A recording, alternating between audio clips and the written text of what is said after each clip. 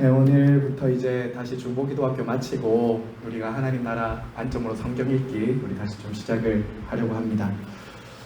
신앙생활에 있어서 말씀과 기도의 중요성은 아무리 강조해도 지나치지 않을 것입니다. 그렇죠? 그래서 한 목사님은 이런 비유를 들기도 하더라고요. 말씀의 앞바퀴와 기도의 뒷바퀴가 잘 굴러가는 것이 목회이고 신앙생활이다. 말씀을 통해서 하나님이 지시하신 방향을 잡게 되고 그 방향으로 갈 수 있는 힘은 기도의 뒷바퀴, 힘을 통해서 앞으로 갈 수 있다. 그렇게 말씀을 하시더라고요. 오늘부터 다시 시작되는 하나님 나라 관점으로 성경 읽기를 통해서 성도님들께서 말씀의 그 앞바퀴, 하나님이 우리를 통해서 인도하시는 그 걸음들을 또 길들을 잘 발견해 가시는 시간 되면 좋겠습니다. 벌써 2025년이 9월이 되었습니다. 그렇죠. 이제 하반기 본격적으로 시작을 했는데요. 우리 지난 주일 오후에 특강 때 길선한 교수님 통해서 들었던 것처럼 말씀을 우리가 부지런히 남은 한 해 동안 읽어야 되겠습니다. 무슨 비유를 들었던가요? 그때 곰이 도토리 뭐 이렇게 먹고 나무에 올라가서 떨어지면 그 엉덩이가 아픈가 안 아픈가에 따라서 그걸 이제 비유를 드셨잖아요. 저도 그래서 지난주 한 주 동안 창세기 1장부터 50장까지의 내용을 내가 잘 알고 있고 이해하고 있는가에서 쭉 한번 해봤거든요. 목사님 저도 여지간해서 한 중간쯤 가다 보니까 이 사건이 이때 있었나 저때 있었나 이게 헷갈리더라고요. 그래서 다시 성경을 또 부지런히 읽고 가까이 해야 되겠다라는 생각이 들었습니다. 여러분들도 이제 얼마 남지 않은 2025년 한 3-4달 남았죠. 여러분이 말씀과 깊은 교제, 말씀 통독을 다시 좀 해보시면 좋겠습니다. 오늘부터 이제 사무엘상 다시 시작하도록 하겠습니다. 우리 사무엘상 주제 한번 같이 읽어볼까요? 같이 읽겠습니다. 시작. 하나님이 아닌 인간 왕을 찾는 이스라엘. 하나님이 아닌 인간 왕을 찾는 이스라엘입니다. 우리가 먼저 이 연대를 잠시 좀 배경을 살펴보면서 시작을 하도록 하겠습니다. 여러분 우리가 사무엘상을 보기 바로 앞에 어떤 성경을 같이 묵상을 했었습니까? 그렇죠. 3개월 전쯤에 우리가 바로 앞에 성경 앞에 있는 룻기를 함께 묵상을 했습니다. 룻기의 배경이 되는 시대가 어떤 시대였는지 혹시 여러분 기억나십니까? 룻기의 배경은 맞습니다. 사사 시대였습니다. 자, 사사 시대를 배경으로 하는 이 룻기는 하나님께서 이 사사 시대를 끝내고 하나님이 진정으로 왕이 되시고 주인 되시는 나라를 준비하는 시기다라고 말씀을 드렸습니다. 그렇죠? 우리가 사사 시대를 보면 왕이 없으므로 각기 소견에 옳은 대로 행하는 시대였잖아요. 그래서 결국 그 시대의 마지막은 어떻게 되었습니까? 하나님 나라로 그 가나안 땅을 정복하고 다스려야 되는 이스라엘 백성들이 어떻게 됐어요? 마지막 그 장에 보면 너무나도 끔찍한 일들이 일어나는 걸 여러분 보게 되죠. 가나안을 이방 나라를 하나님 나라로 세워야 되는 이스라엘 백성들이 오히려 가나안화되죠. 그리고 세상 나라 백성들보다 더 못한 수준으로 떨어지게 되죠. 입에도 담기도 어려운 그 동성애를 저지르고 토막 살인을 저지르고 이런 게 이스라엘 백성들 안에 일어난 사사시대의 말기의 모습이었지 않습니까? 그렇죠. 그러니까 사명을 잃어버릴 때 하나님이 그 땅을 정복하고 다스리라는 그 사명을 잃어버릴 때 자기들끼리 싸우면서 자멸을 하는 것을 우리는 사사시대 마지막에 보았습니다. 여러분 하지만 하나님은 어떤 분이십니까? 하나님은 신실하신 분이시죠. 룻기를 통해서 우리는 그걸 봤어요. 룻기를 통해서 헷세대에 사랑을 베푸는 나오미와 룻과 보아스를 통해서 하나님은 새로운 시대를 준비하고 계셨던 것이죠. 그 한 가정에 주목하시면서 모든 사사시대는 다 타락하고 죄악 가운데 빠지고 있다 할지라도 하나님은 한 가정, 한 사람을 주목하시고 하나님의 구속사를 계속 써내려 갔던 것이 무대 뒤에서 룻기는 드러나지 않습니다. 한 가정의 일이라고요. 그런데 하나님은 어떻게 하셨죠? 그 보이지 않는 뒷 배경에서 하나님 나라를 다시 회복시키고 세우실 사람을 준비시켰다라는 거죠. 그게 바로 룻이죠.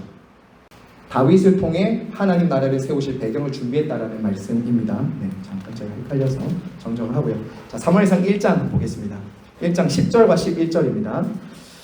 같이 한 목소리로 읽겠습니다. 시작. 한나가 마음이 괴로워서 여호와께 기도하고 통곡하며 서원하여 이르되 만군의 여호와여 만일 주의 여종의 고통을 돌보시고 나를 기억하사 주의 여종을 잊지 아니하시고 주의 여종에게 아들을 주시면 내가 그의 평생에 그를 여호와께 드리고 삭도를 그의 머리에 대지 아니하겠나이다.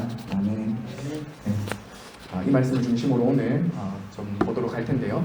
먼저 배경과 좀 문맥과 구조, 기록 목적을 좀 살펴보도록 하겠습니다. 사무엘서의 기록 연대를 보시면 오늘 이제 사무엘이 탄생하는 때가 주전 1100년대쯤에 일어납니다. 그때부터 시작해서 사울 왕, 다윗 왕이라는 이 세 사람이 중심이 되는 시대를 다루는 것이 사무엘상과 사무엘하입니다. 우리는 지금 더 큰 문맥에서는 역사서를 보고 있습니다. 역사서 안에서도 사무엘상하는 사무엘, 사울, 다윗이라는 이 세 사람을 중심으로 이루어지는 역사를 다루는 역사서입니다. 한 150년 정도 되는 역사를 다루는 것을 보게 됩니다. 그래서 여러분 강의 안에도 있으시겠지만 사무엘 상하는 이렇게 구조로 좀 크게는 잡을 수 있습니다. 사무엘상 1장부터 7장까지는 사무엘이 이야기의 중심에 등장하고요. 사무엘상 8장부터 15장까지는 이스라엘의 초대 왕이었던 사울을 중심으로 기록이 됩니다. 그리고 그 다음부터는 하나님께서 사랑하셨던 정말 이스라엘의 가장 위대한 왕이었던 다윗을 중심으로 기록이 된 말씀이 사무엘서입니다. 자, 넘어가서요.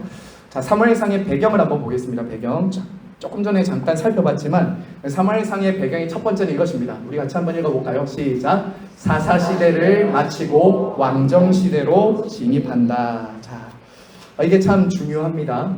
여러분 사사시대는 제가 한 단어를 꼭 기억해 달라고 여러분들에게 부탁을 드렸어요. 사사시대에 이렇게 반복되는 이 패턴이 있다고 했죠. 이걸 한마디로 하면 악순환의 반복이다라고 했습니다. 악순환의 반복이라고 했죠. 자, 이 악순환의 반복이 어떤 것으로 이루어졌습니까? 하나님께 부르짖고 하나님이 구원하시면 다시 재범죄하고 그리고 다시 우상숭배하고 이런 패턴이 계속 반복되는 것이 사사시대였죠. 그러니까 한마디로 이 사사시대는 어떤 시대였냐면 각기 소견에 오른 대로 하면서 하나 되지 못하고 결국 군사적인 실패와 신앙적인 실패를 함께 하는 시대가 바로 사사시대라고 말씀을 드렸습니다. 자, 사사시대의 핵심되는 한 단어는 악순환이죠. 그리고 이 악순환이 일어나게 된 가장 중요한 배경이 뭐라고 했냐면 두 가지 실패 때문이라고 했어요. 적어도 사사기 하면 이거는 꼭 떠올리셔야 됩니다. 악순환의 반복이 일어났던 시대인데 이 악순환이 일어난 것은 하나는 군사적인 실패고 하나는 신앙적인 실패라고 했죠. 그리고 이 군사적이고 신앙적인 실패는 맞물려 있다고 했습니다. 하나님을 의지하면서 하나님의 백성들이 그 가나안 땅을 정복해야 되는데 타협하죠. 적당히 싸우고 내버려두죠. 그걸로 인해서 결국엔 사사시대가 각기 소견에 오른 대로 행하는 그런 시대가 되는 거죠. 자, 그러면 여러분 이런 정치적으로 사회적으로 영적으로 혼란스러울 때에 사람들은 어떤 것을 기대하게 됩니까? 사람들이 이런 것들을 기대하게 되죠. 왕을 기대하는 거예요. 각기 소견에 오른 대로 하면서 사람들은 너무나도 고통스럽고 힘들고 이런 시대를 좀 하나 되게 하고 우리를 좀 회복시켜줄 왕을 기대하는 시대라고요. 바로 그렇게 악이 관영했지만 사람들의 마음속에는 어떤 것이 있냐면 누군가는 좀 와서 구원해 주기를 바라는 시대였다는 거죠. 마치 예수님이 이 땅에 오셨을 때도 로마의 압제, 그 고통 속에서 백성들이 메시아를 간절히 고대했던 시대에 예수 그리스도께서 오신 것처럼 지금 사사시대를 막바지로 지금 타락의 거의 끝으로 가는 그 시대는 백성들에게 누구를 고대했냐면 우리를 좀 구원해줄 왕이 필요하다라는 그런 간절한 갈망이 깊어지는 시대가 바로 왕정시대로 돌입하는 이 사무엘서의 시대적 배경입니다. 여러분 그리고 이 왕정시대라 하면 이제는 하나님이 그전에는 누구를 통해서 이스라엘 백성들을 다스리고 통치했습니까? 누구를 통해서 다스렸죠? 사사들과 선지자들을 통해서 하나님이 다스렸죠.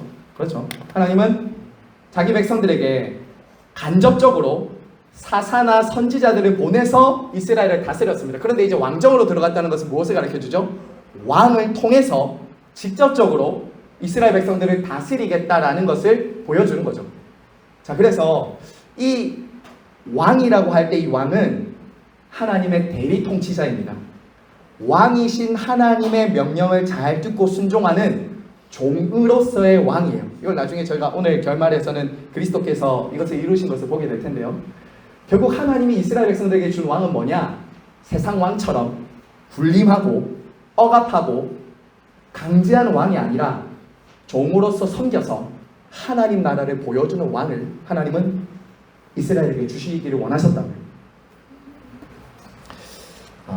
그래서 하나님이 세우시는 이 왕들은 누구냐? 하나님의 대리 통치자다라는 것 여러분 꼭 기억하십시오. 이건 나중에 조금 이따 한 번 더 살펴보겠습니다. 두 번째, 자, 이 사무엘상의 배경은 어떤 시대였냐면 사회적으로, 문화적으로, 정치적으로 굉장히 혼란스러웠는데요. 사사시대 때문에. 두 번째는 영적으로, 신앙적으로도 굉장히 어두웠어요. 이 사사시대 말기는. 누가 그 당시에 영적 지도자였냐면 엘리와 홈리와 비느하스라는 이 부자가 이 영적 지도자로 있었어요. 여러분 이 엘리의 두 아들 홈리와 비느하스 여러분 잘 아시죠? 이 사람들은 한마디로 말하면 이 성전의 강도들이었습니다. 성전의 강도들.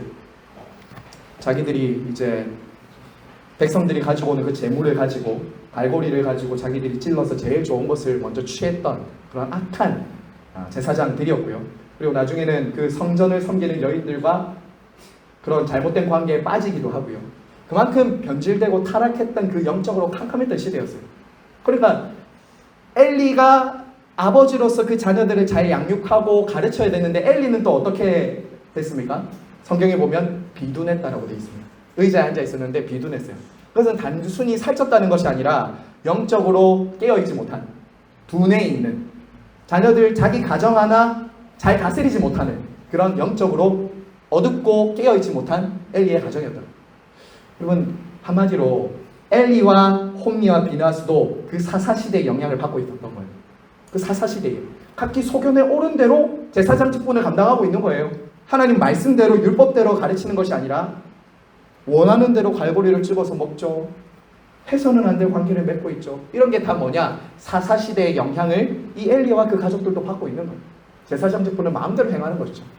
그러니까 백성들은 문화적으로, 정치적으로, 사회적으로도 공고했지만 신앙적으로, 영적으로 굉장히 메말라 있었어요.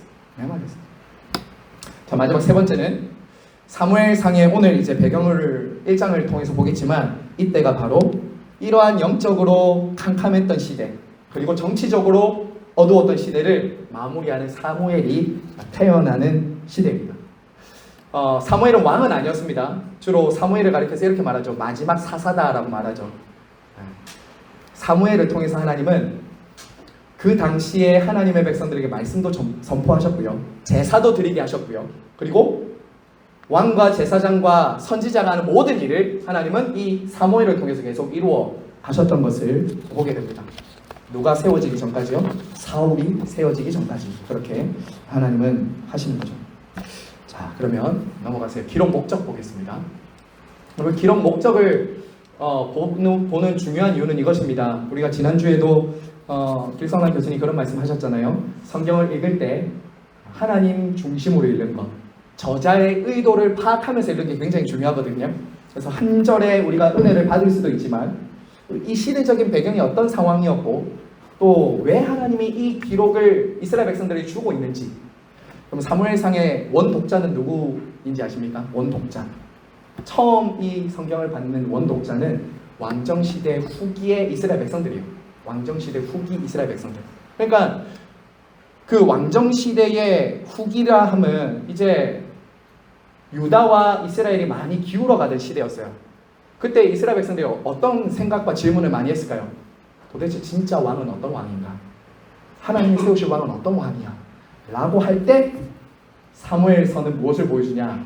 다윗 같은 하나님이 세우실 왕, 사무엘 같은 교만해서 패역한 왕, 이것들을 이스라엘 백성들이 보여주는 거죠. 그래서 여러분이 기록 목적을 잠깐 살펴보는 것은 여러분이 앞으로 사무엘서를 묵상할 때 도움이 되실 것입니다. 그래서 사무엘상을 쭉 읽을 때 왜 이 사건은, 왜 이 문맥에서 왜 이 말씀을 하나님 주시지라고 할 때는 항상 저런 좀 대목적을 가지고 딱 보시면 어느 정도 실마리가 다 풀리게 되죠. 자, 첫 번째, 사무엘서의 기록 목적은 1번 우리 같이 한번 읽어볼까요? 시작. 왕이다. 자, 맞죠? 자, 사무엘서를 읽다 보면 우리는 분명히 하나님이 이스라엘 백성들의 왕이라는 것을 보게 됩니다.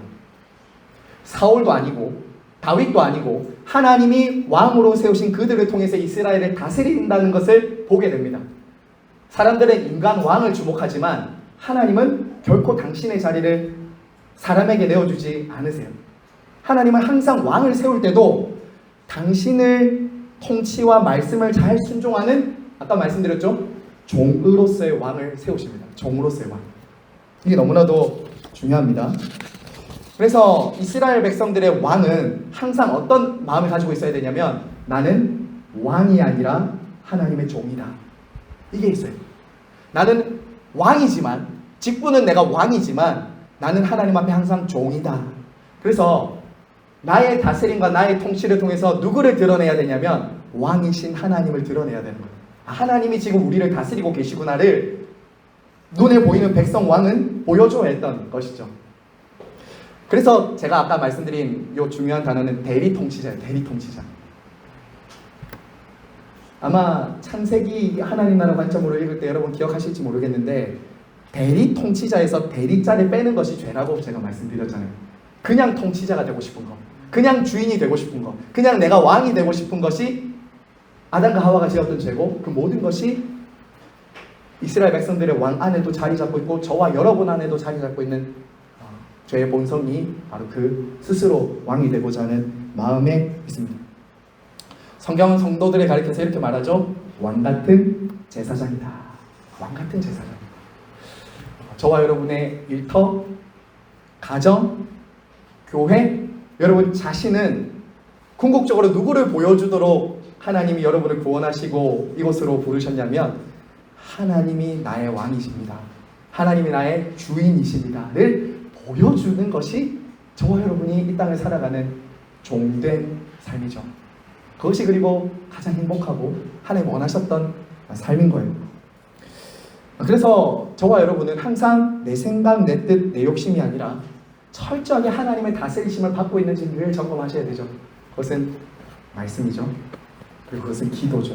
그래서 하나님으로부터 늘 듣고 말하는 그것 가운데 내가 통치자가 아니라 하나님의 왕이 되시는 그 일을 저와 여러분이 해야 되죠.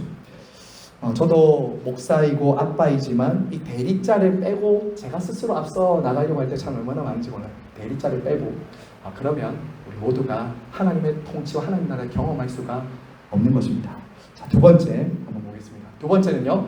자, 왕을 구하는 것은 무엇이죠? 하나님 나라의 반역입니다. 자,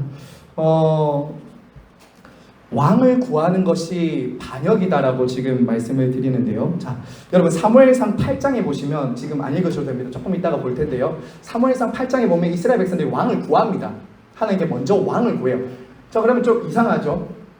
하나님께서 다윗 왕을 세우시고 하나님이 세우시고자 하는 왕을, 사사시대를 끝내고 왕을 세우는 것이 이 사무엘서의 핵심 주제인데 왜 왕을 구하는 것이 잘못일까요? 사무엘상 8장에 보시면 이스라엘 백성들이 왕을 구한다고요, 하나님께. 근데 하나님 보실 때 그것을 악하다고 하셨어요. 왜 악하다고 했냐면 그들의 동기 때문이에요. 그들이 순수하지 못한 동기로 왕을 구했기 때문입니다. 자, 8장 한번 보실까요? 자, 사무엘상 8장 한번 보세요. 자, 8장 4절에 한번 보시면 이렇게 말합니다. 이스라엘 사람들이 와서 이렇게 말하죠. 자, 보세요. 5절 보시기 바랍니다. 5절입니다. 그에게 이르되 보소서 당신은 늙고 당신의 아들은 당신의 행위를 따르지 아니하니 모든 나라와 같이 우리에게 왕을 세워 우리를 다스리게 하소서 한지라. 우리에게 왕을 주어 우리를 다스리게 하라 했을 때에 사무엘이 그것을 기뻐하지 아니하여 여호와께 기도했습니다. 그러자 하나님 뭐라고 하시죠? 여호와께서 사무엘에게 이르시되 백성이 내게 한 말을 다 들으라. 이는 그들이 너를 버림이 아니요 나를 버려 자기들의 왕이 되지 못하게 함이니라. 지금 이들의 왕을 구한 동기가 순수하지 못했던 거예요. 이들이 왕을 구한 동기는 이것이었어요. 세상 나라 왕들처럼 우리를 앞서서 전쟁하고 이 나라를 지켜줄 왕을 구한 거예요. 이스라엘 백성들의 왕은 하나님이시고 한 번도 하나님은 이스라엘 왕이 되기를 포기한 적이 없으신데 이스라엘 백성들은 무엇을 구했다고요? 눈에 보이는 왕. 우리를 이 세상 나라 왕처럼 강력한 힘과 권세와 능력으로 우리를 다스려주고 지켜줄 왕을 구한 거죠. 그 동기가 뭐예요? 동기가 하나님은 없고 우리를 지켜줄, 나를 지켜줄 왕을 구했다라는 거예요. 8장 5절 다시 보세요. 어떻게 말했죠? 모든 나라와 같이. 여러분 여기에 주목하셔야 돼요. 모든 나라와 같이. 이 모든 나라는 뭐예요? 하나님 나라가 아니죠. 가나안 나라죠. 세상 나라죠. 그러니까 이스라엘 백성들이 그 나라 주변에 살면서 그 나라 왕들의 모습을 본 거예요. 막 앞장서가지고 칼로 막 나라를 정복하고 자기 백성들을 지키고 막 무역을 활발하게 하고 이런 왕을 보면서 뭐라고 하는 거예요? 우리도 저 나라처럼 되고 싶어. 우리도 저 나라처럼 좀 왕이 있으면 좋겠어. 이런 것들을 은연중에 이스라엘도 받아들이기 시작한 거예요. 결국 그건 뭐예요? 하나님 나라가 아니라 세상 나라를 닮아가고 있는 모습이죠. 여러분 그래서 하나님이 이걸 싫어했다는 거예요. 이걸 싫어하셨어요. 그런데도 하나님 어떻게 하죠? 해주세요. 하게 해주세요. 그 다음에 제가 조금 설명해 드릴게요. 하지만 여러분이 인간 왕을 구함으로 인해서 어떻게 됩니까? 이 인간 왕 사울 때문에 엄청난 고통을 겪습니다. 자기들을 지켜보기 위해서 구했던 그 왕은 철저하게 배신하고 자기들을 지켜주지 못했어요. 그런데 하나님 그런 왕을 세우도록 허락하시죠.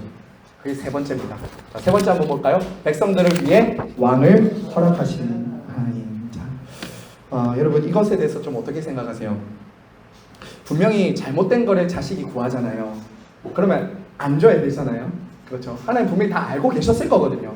이 왕을 구해서 그들이 원했던 것을 가졌을 때 결국에 그것이 망하게 될 것을 아셨다는 거죠. 하나님도. 근데 어떻게 하죠? 들으라 하잖아요. 사무엘에게 백성들이 와서 왕 좀 주십시오라고 했을 때 들으라. 너를 버린 게 아니라 나를 버린 거야. 그들이 원하는 대로 해줘라 라고 하잖아요. 하지만 하나님은 그냥 말씀하지 않으세요. 11절 보시면 11절부터 18절까지 보시면 간단하게 말씀드리면 하나님은 인간 왕이 세워졌을 때 임하게 될 엄청난 어려움들을 예고하세요. 그 왕 때문에 너희들 세금 뺏길 거야. 너희들 엄청난 고역에 시달릴 거야. 그 왕 때문에 너희들 굉장히 괴로울 거야를 왕을 허락하시면서 다 말씀해 주세요. 자, 그럼 여러분 왜 하나님이 인간 왕을 세우시는 것을 안 막으셨을까요? 좀 궁금할 때 있지 않으세요? 성경을 읽다 보면 좀 질문이 나오잖아요. 근데 이 질문은요, 여러분 창세기 3장에서 아담과 하와가 선악나무 열매를 따먹을 때 왜 하나님 안 막으셨어요? 랑 비슷한 말씀의 맥락입니다. 사실은 하나님 막으실 수도 있잖아요. 근데 안 막으셨죠. 여러분 왜 안 막으실까요? 인간왕이 사울이 나타나서 분명히 이스라엘을 망하게 하고 어렵게 하고 힘들게 하게 뻔한데 하나님은 해라. 너희가 원하는 대로 한번 해라 라고 하시죠. 여러분 하나님은 하나님의 백성들이 당신을 자발적으로 사랑하고 순종하는 백성들이 되기를 원하세요. 이게 이방신들과 다른 겁니다. 이방의 세상나라 왕들과 다른 거예요. 여러분 세상나라 왕이나 세상의 권력자들은 어떻게 합니까? 이방 우상들을 어떻게 해요? 위협하거나 강제하거나 억압하거나 해서 그들의 순종을 강압적으로 이끌어냅니다. 그렇죠. 근데 하나님은 이방신과 세상나라 왕과 너무나도 다른 거예요. 사랑으로 자발적으로 순종하는 백성들을 원하신 것이죠. 여러분 하나님이 사람의 마음을 왜 못 바꾸시겠어요? 왜 사람을 억지로 해서 순종 못 시키겠어요? 근데 하나님은 그런 이 세상의 종교나 이방의 신이나 왕들과는 다른 사랑으로 자발적으로 순종하는 하나님의 백성들을 원하셨다고요. 물론 하나님께서 아담과 하와가 선악나무 열매에 손을 댈 때 아니야 먹지마 할 수 있었겠죠. 근데 왜 하나님이 그거 안 막으셨죠? 여러분 그거 이해하셔야 돼요. 하나님은 여러분 정말 사랑하는 사람, 여러분 사랑하는 사람이 있으면 그 사람이 잘못할 때 다 고쳐주고 막아주고 지켜줄 수도 있지만 때로는 하게 내버려두죠. 하게 하는 거예요. 하게 하는 거예요.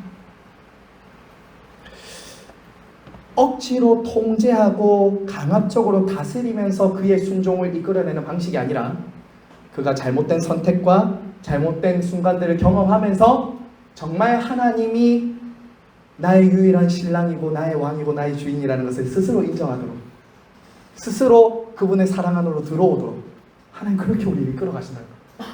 이게 인격적인 거죠. 인격적인 거죠. 여러분, 하나님은 때로 우리가 잘못할 때 즉각 우리를 잘못하지 않도록 죄로부터 우리를 지켜주시기도 하시지만, 여러분, 때로는 스스로 돌이켜서 하나님을 사랑하도록 때로는 두세요. 이런 예를 하나만 좀 들어볼게요. 간단하게. 여러분, 만약에 여러분 정말 사랑하는 사람, 결혼한 배우자가 있습니다. 저희들에게는 속하지 않은 예일 것 같은데요. 만약 그 사람이 잘못된 사람과 잘못된 사람을 선택하고 사랑한다라고 하면 여러분 어떻게 하겠어요? 잘못된 행동을 하고 잘못된 사랑을 한다. 나 이 다른 사람을 좋아한다, 사랑한다 하면서 그곳에 간다. 헤어지면 그만이죠. 제일 쉬운 방법 헤어지는 겁니다. 이해가 안 됐어요. 헤어질 겁니다. 그렇죠? 자, 그런데 정말 여러분이 사랑해요. 그 사람을. 그럼 어떻게 하겠어요? 그 관계를 끊을 수 없는 거죠. 그럼 어떻게 합니까? 내버려 두는 거죠. 해. 하지만 나 기다릴 수 있어요. 기다리는 거죠. 왕을 구했어요. 하나님이 아닌 다른 왕을 구하고 있다고요. 근데 딸 하나님이 지금 뭐 하고 있다고요? 안 돼. 그렇게 하면 안 된다고 라고 하지 않으시고 해. 그렇게 해서 뭘 원하시는 거야? 하나님 결국 왕을 구하는 잘못을 하나님이 일일이 지적하시면서 하나하나 다 그렇게 하면 안 된다고 하지 않으시고 내버려 두심으로 그들이 그러한 왕을 구한 것이 얼마나 잘못되고 어리석은지를 스스로 깨닫고 하나님 안에서 사는 것이 얼마나 행복하고 감사한 삶이었는가를 알고 돌아오도록 마음을 움직이시는 거죠. 마음이 돌아오도록 하시는 거죠. 하나님이 우리의 잘못된 것을 하나하나 못 고쳐주시는 분 아니거든요. 하지만 하나님은 기다리시고 실수와 실패와 잘못도 내버려 두시면서 마음으로 하나님 사랑하고 순종하는 백성을 만들어 가시는 거죠. 그토록 자기들이 원했던 그 왕 세워졌는데 배신당하고 배반당하고 어려움 실망을 다 겪어보고 이제 하나님밖에 나의 만족은 없군요, 하나님밖에 나의 사랑은 없군요 라는 것을 알게 하나님은 때로는 그래 해봐라, 어디 한번 해봐 라고 하시는 거죠. 하지만 결국 궁극적으로 어떻게 됩니까? 이스라엘 백성들 하나님의 사랑 안으로 돌아오죠. 하나님의 사랑의 은혜 안으로 돌아오게 될 것입니다. 자, 네 번째입니다. 자, 하나님이 세우시는 왕은 어떤 왕과 다르죠? 세상 나라의 왕과 다르다. 자, 이스라엘 백성들이 구했던 왕은 모든 나라와 같은 왕이었어요. 앞서 말씀드린 것처럼 힘, 권력, 지혜, 지식 모든 것에서 탁월한 왕을 이스라엘은 원했어요. 그 사람이 대표되는 왕이 누구였죠? 이스라엘 초대 왕? 사울이죠. 사울은 여러분 지난주에도 우리가 잠깐 들었지만 이스라엘 백성들의 어깨 하나, 머리가 하나 더 있었습니다. 그냥 한 192m 정도 됐던 그런 장성한 사람이었어요. 그리고 베냐민 지파였고 유력한 사람 중에 한 사람이었습니다. 그 당시로서는 가문이나 외모나 신분이나 능력을 봐도 모든 사람들이 봤을 때 왕이 될 만해. 그렇지. 여러분 반대로 다윗은 어땠습니까? 물론 다윗도 장성한 사람이었지만 다윗은 목동이었어요. 기본 자체가 목자였어요. 목자. 그리고 여러분이 아시겠지만 사무엘이 기름 부으려고 할 때 다윗은 어디 있었습니까? 그렇죠. 양치고 있었죠. 아빠가 형들이 부르지도 않았어요. 전쟁에도 나가지도 않습니다. 나중에 보면 도시락 배달하러 갔다가 골리앗 보고 열받아가지고 이제 나가지 아버지가 전쟁에 보내지도 않았다고요. 그냥 도시락 배달하고 와. 그 정도였어요. 근데 여러분 하나님은 누굴 주목하고 있었죠? 사울이 아니라 모든 것을 봐도 왕감이었던 사울이 아니라 다윗을, 그 양치던 다윗을 주목하고 있었죠. 왜요? 다윗이야말로 이스라엘의 왕은 하나님이시라는 것을 보여줄 수 있는 너무나도 약하지만 목자인 잘 준비된 종이었기 때문에 하나님 보셨을 때 그것을 보셨던 것이죠. 세상 사람들이 보는 것과 하나님 보는 건 너무나도 다른 거죠. 여러분 기독교가 가진 복음이 여기에도 담겨 있는 거예요. 성경의 모든 창세기부터 요한계시록 복음이잖아요. 여러분 복음은 우리 예수님이 어떤 모습으로 이 땅에 오셨나요?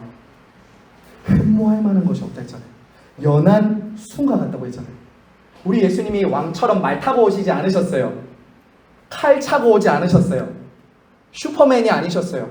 그분은 그런 능력이 있었지만 흠모할 만한 것이 없는 연한 순처럼, 그리고 백성들을 억압하고 군림하는 방식이 아니라 종이 되고 희생하고 죽으시는 방식으로 자기 백성들을 구원하고 자기 백성들을 보호하시죠. 이게 세상 나라의 왕과는 너무나도 다른 모습이에요. 세상으로 볼 때는 이 미국 같은 강대국의 트럼프 같은 사람 얼마나 터프해요. 엄청 막 힘을 휘두르잖아요. 지금도 막 전 세계 무역과 뭐 군사력 다 휘두르잖아요. 세상으로 볼 때는 그런 왕이 굉장히 멋있어 보여요. 당장 눈에 결과도 있어 보여요.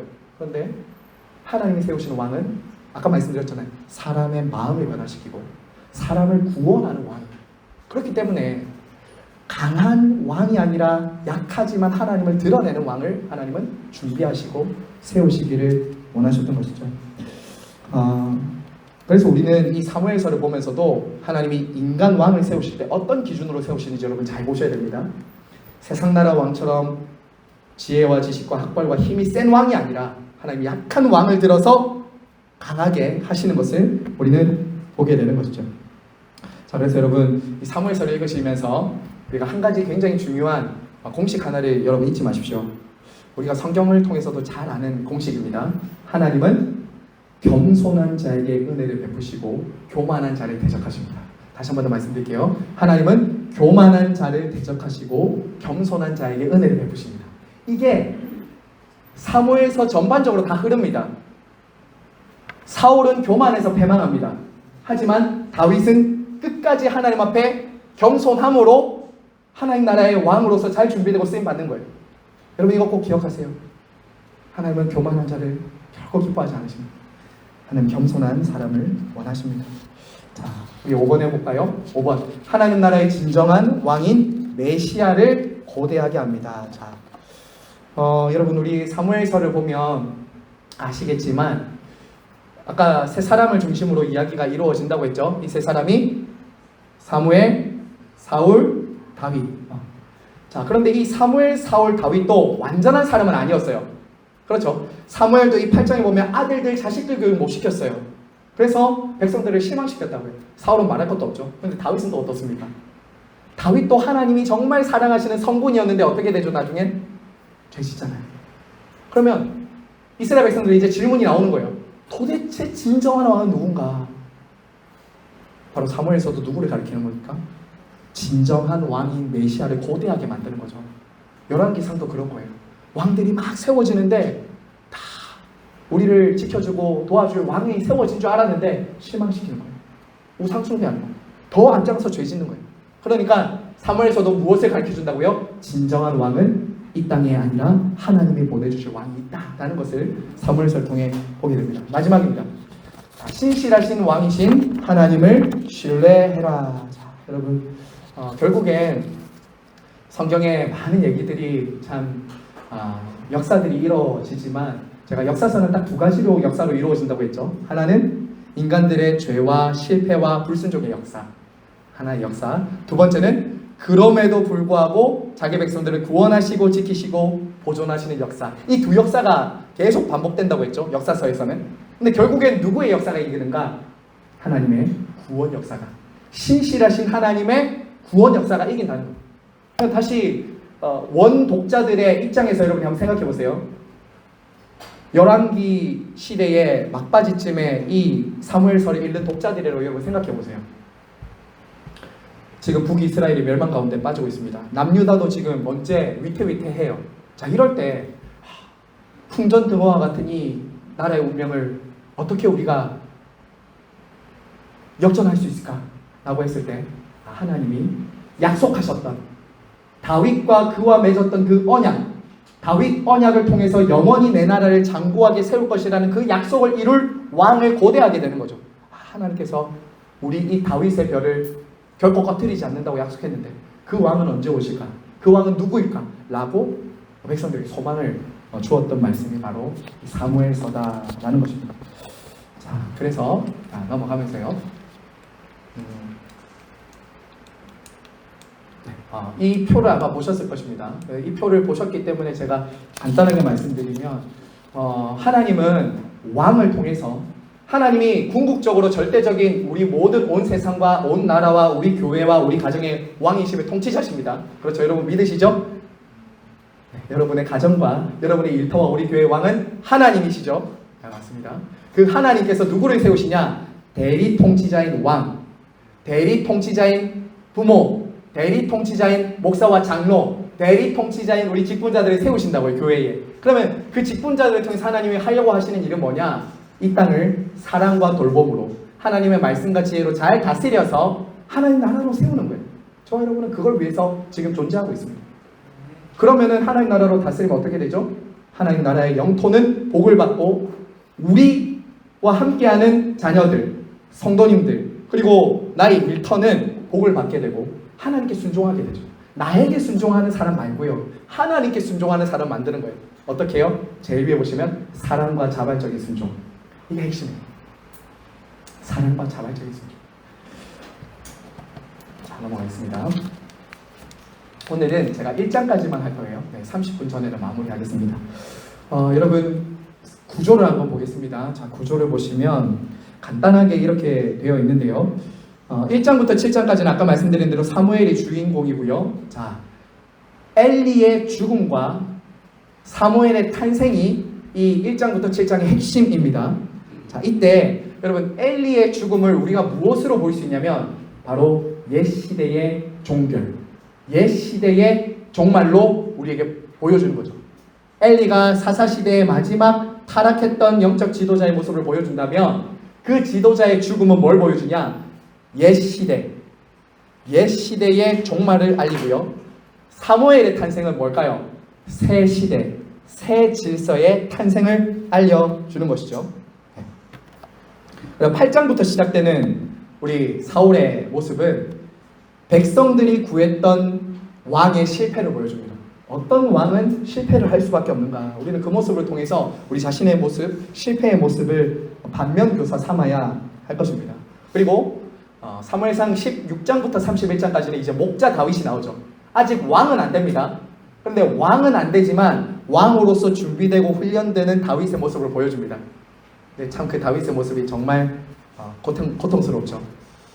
예전에 제가 설교 때 한번 인용했는데 그 세왕 이야기라는 그 책에 보시면 이것을 진 에드워드는 그렇게 표현해요. 깨어짐의 학교. 깨어짐의 학교로 하나님은 다윗을 밀어 넣으셨다. 누구를 통해서? 누가 교사일까요? 사울. 맞아요. 사울이라는 교사를 통해서 다윗을 깨어짐의 학교로 넣으셨다. 그래서 우리 주변에 여러분 사울 같은 사람들이 있을 수 있습니다.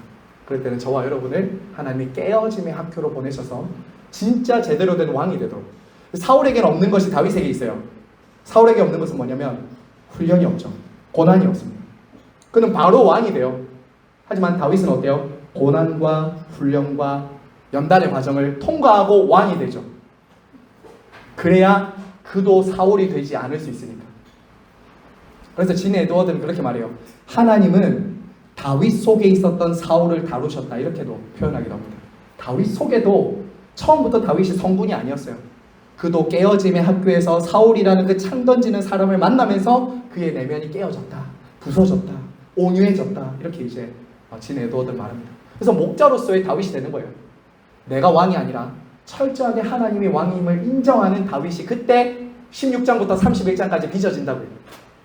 그래서 여러분 고난과 환난이 여러분에게 있어도, 여러분에게 사울 같은 사람이 있어도 그것을 여러분 하나님께 맡기고 같이 창 던지지 말고 같이 맞대어 원수를 갚지 말고 여러분 정말 그것을 하나님이 나에게 붙여주신 줄 알고 감내하고 순종하며 받아가는 것. 이게 여러분이 그 깨어짐 학교를 졸업할 수 있는 비결입니다. 졸업 못하고 계속 뺑뺑이 도시는 분들이 계세요. 그러시면 안 됩니다. 오늘은 여기까지만 볼 텐데요. 구조는 이렇게 넘어가고요. 1장 오늘 우리가 읽었던 그 내용에서 이 부분을 좀 보도록 하겠습니다. 요거 읽고 바로 기도할게요. 제가 이 부분은 아마 특세 기간 중에 제가 주일날 설교를 한번 했습니다. 그래서 이 부분 길게 다루진 않겠지만 여러분이 사무엘상 1장은 사무엘서 전체를 이해하는 데 가장 핵심되는 장입니다. 그래서 이 부분을 좀 알아야 돼요. 그러면 사무엘서의 배경은 사사시대라고 말씀드렸죠. 자, 사사시대는 한마디로 제가 뭐라고 설명드리고 싶냐면 불임의 시대입니다. 불임의 시대. 사사시대에는 불임의 시대라는 게 어떤 의미인지 여러분 아시겠죠? 하나님의 아들, 딸이 없는 시대예요. 하나님의 말씀을 들을 아들, 딸이 없는 시대가 사사시대예요. 그래서 여러분 사무엘상 2장에 보시면 사무엘 시대를 이렇게 말합니다. 그때에는 이상이 희귀했다. 이상이 희귀했다. 하나님의 말씀을 들을 사람이 그만큼 희귀했다고 말을 하는 거예요. 자, 여러분 보시죠. 3장 1절 보세요. 사무엘상 3장 1절 보시면 아이 사무엘이 엘리 앞에서 여호와를 섬길 때에는 여호와의 말씀이 희귀하여 이상이 흔히 보이지 않더라. 여러분 하나님이 말씀을 안 하신 것이 아니었습니다. 이 희귀했다라는 말은 하나님이 말씀을 하시지 않은 시대가 아니라 들을 귀가 없었어요. 아니 말해도 들을 귀가 있는 사람에게 말을 하잖아요. 근데 사람들이 지금 마음이 온통 어디 빼앗겨 있냐면 바알에게, 아세라에게 빼앗겨 있던 시대였다고요. 그러니까 하나님의 이상을 볼 수가 없었어요. 바로 이 사사시대의 암울한 시대에 하나님은 사무엘을 통해서 이상을 보여주기 시작하십니다. 말씀을 열어주기 시작해요. 자, 하나님은 불임과 브닌나의 핍박이라는 고통을 겪고 있는 한나를 주목하셨어요. 여러분 이때 한나가 어디에 가서 기도합니까? 성전에 가서 기도합니다. 성전에 가서 누구에게 기도하냐면 여호와 하나님께 기도합니다. 여러분 기억나세요? 당시 시대가 사사시대였다고요. 그러면 악이 안 나면 어디에 가야지 정상적인 건지 아십니까? 바알에게, 아세라에게, 그런 신들에게 갔던 시대가 통상적인 시대였어요. 그런데 한나는 어디로 가죠? 여호와의 전으로 갑니다. 이거 하나님께 달려있다는 것을 안 거예요. 여러분 그리고 한나를 대적했던 여자가 누구였죠? 한나를 대적했던 여인? 브닌나죠. 여러분 이 시대를 한번 생각을 떠올려 보세요. 한나의 상황과 이스라엘 상황이 맞물려 있습니다. 한나가 아기를 낳지 못하는 불임의 고통을 겪고 있었고 브닌나가 옆에서 계속 대적하면서 자기를 막 이렇게 괴롭혔던 시대였잖아요. 한 가정의 모습이 이스라엘의 모습이었다고요.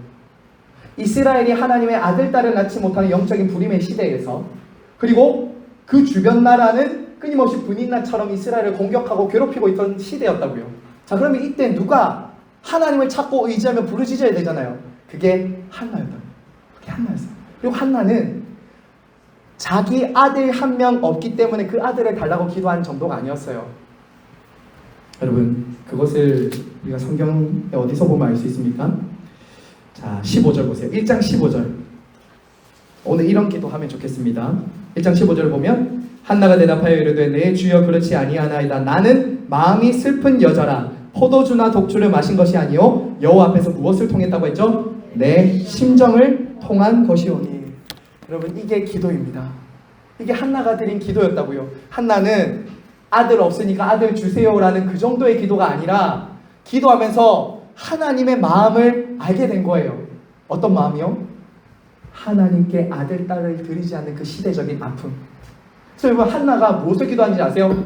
하나님 아들 주시면 하나님 아들을 드릴게요 라는 기도하잖아요. 이게 하나님과 마음이 통한 거예요. 아니 하나님과 마음이 안 통했으면 뭐만 구하면 돼요? 아들 없으니 아들 주세요. 끝. 근데 하나님과 마음이 통하니까 뭘 구해요? 그 다음에 하나님 아들 주세요. 그럼 하나님께 아들을 드릴게요 라고 하잖아요. 이게 마음이 통한 기도였다고요. 그냥 아들 없으니까 아들 주세요가 아니었어요. 불임의 시대, 영적인 불임의 시대에 하나님의 말씀을 들을 귀가 없는 그 아들, 딸이 없는 그 시대에 하나님 마음을 안 거죠. 슬픈 거죠. 괴로운 거죠. 사사시대를 보니까. 그래서 뭘 기도했다고요? 하나님 제게 아들 주시면 아들 드릴게요. 하나님 말씀 듣는 아들로, 하나님께 귀를 기울이는 아들로. 그래서 여러분 사무엘이 어디서 자라요? 성전에서 자라잖아요. 그래서 성전에서 자라면서 무엇을 듣죠? 하나님의 말씀을 듣잖아요. 이게 그렇게 이어진다고요. 여러분 하나님과 마음이 통하는 기도 하셔야 돼요. 여러분이 지금 어떤 문제 있을 수 있습니다. 여러분 가정에, 우리 교회에, 또 여러분의 각자의 어떤 일들이 있을 수 있어요. 하지만 그것은 그저 피상적으로 추상적으로 그 문제만 해결되는 것이 우리의 기도가 되어서는 안 돼요. 그것은 오늘 한나의 이 기도에 나오는 이 구속사에 하나님의 아들, 딸을 낳는 그 더 놀라운 하나님의 계획의 일부라고 할 수 있다고요. 일부요. 그래서 영적인 불임의 시대에 사무엘을 통해서 영적인 다산의 시대가 열리죠. 영적인 아들, 딸들이 막 태어나기 시작하는 시대가 열린다고요. 그걸 기대해야 돼요. 기도는 하나님과 마음이 통하는 것인데 단순하게 내가 원하는 소원이 이루어지는 것이 아니라 하나님이 나를 통해서 이 문제를 통해서 무엇을 원하실까? 하나님은 무엇을 기뻐하실까? 라는 것을 한나는 기도를 통해 안 거예요. 그 시대적인 아픔을 고스란히 느낀 거예요. 그리고 아들을 드릴게요. 아들을 하나님께 바칠게요. 여러분, 이 한나의 모습이 누구와 닮았는지 아세요? 하나님과 마음이 통했댔잖아요. 그게 바로 하나님의 모습이에요. 하나님이 우리를 위해서 당신의 아들을 내어 보내주시잖아요. 한나는 하나밖에 없는 아들을 하나님께 드리잖아요. 근데 하나님은 누구를 보내주시죠? 하나밖에 없는 아들을 주세요. 사무엘보다 더 온전한 순종으로, 사무엘이 말씀을 선포하고 말씀을 통해서 이스라엘을 다스렸던 것보다 훨씬 더 완전하게 하나님의 아들 예수님의 이 땅에 오셔서 말씀을 전하시고 말씀을 성취하시고 자기 백성들을 어떻게 하죠? 구원하시죠. 이게 우리에게 오신 예수 그리스도. 이 세상의 죄악 가운데 하나님의 말씀을 들을 수 없는 영적인 불임의 시대, 아담과 하와 타락 이후로 모든 사람은 사실은 하나님 앞에 다 불임이에요. 불임의 저주를 받았어요. 하나님의 말씀을 들을 수가 없어요. 그런데 아들 예수 그리스도를 통해서 구원하시죠. 그럼 어떻게 됩니까? 하나님의 말씀을 듣는 하나님의 백성, 자녀들이 되는 것이죠. 저와 여러분은 사실은 예수 그리스도를 통해 그 영적 다산의 결과인 거죠. 그 한 분 아들이 죽으심으로 우리에게 영적인 생명과 아들, 딸 됨이 주어졌기 때문에 저와 여러분은 그런 영적인 다산의 축복을 받은 사람들입니다. 오늘 그러한 은혜를 구해야 되겠어요. 말씀을 맺겠습니다. 사무엘보다 더 온전한 순종으로 백성들의 죄를 감당하시고 우리의 죄를 용서하시는 우리 하나님의 은혜, 예수 그리스도의 그 다산의 복을 저와 여러분이 좀 구하시면 좋겠어요. 나를 통해서, 우리 가정을 통해서, 우리 교회를 통해서 이 영적인 불임의 시대 같은 이 시대에 하나님 다산의 복을 주세요. 우리 교회가 하나님의 자녀들을 낳고 기를 수 있는 복을 주세요.